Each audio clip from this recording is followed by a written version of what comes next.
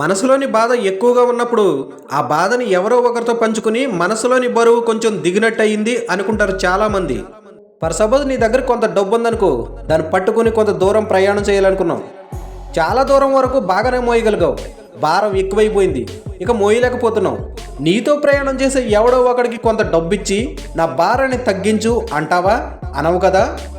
భారం ఎక్కువైపోయినప్పుడు కొంత విశ్రాంతి తీసుకుని మళ్ళీ నీ ప్రయాణాన్ని కొనసాగిస్తావు. జీవితం కూడా అంతే. ఉన్న దుఃఖం పోయి ఆనందం రావాలన్నా, ఉన్న ఆనందం పోయి దుఃఖంలోకి అడుగు పెట్టాలన్నా కాలమే సమాధానం చెప్తుంది. కొంచెం వెయిట్ చేయి.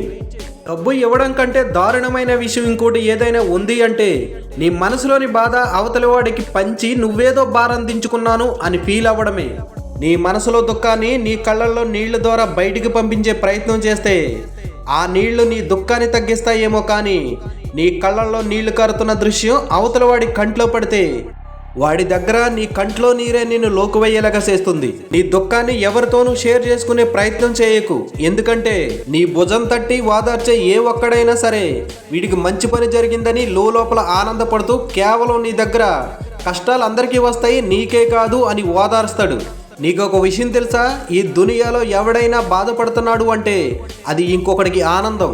నువ్వు ఎవరినైనా సలహా అడిగావే అనుకో, సలహా ఇవ్వడానికి 10 మంది నీ దగ్గరకు వస్తారు. ఎందుకంటే సలహా ఇచ్చే స్థాయిలో నేనున్నాను, సలహా తీసుకునే దీనస్థితిలో వీడున్నాడు అని గొప్పగా ఫీల్ అవుతారు. అదీ కాక సలహా ఇవ్వడం ఉచితంగా నోటి నుండి వచ్చే మాటే కదా. అదే నువ్వు ఒకడిని సాయం అడుగు, సాయం చేయడానికి ఒక్కడు కూడా నీ దగ్గరకు రాడు. నువ్వు బాధపడుతున్నప్పుడు కూడా అంతే. వీడు బాధలో ఉన్నాడు, నేను హ్యాపీగా ఉన్నాను అని లోపల ఆనందపడుతూ కేవలం ఓదార్పు రూపంలో బయటపెట్టి నిన్ను ఓదారుస్తాడు వాడు.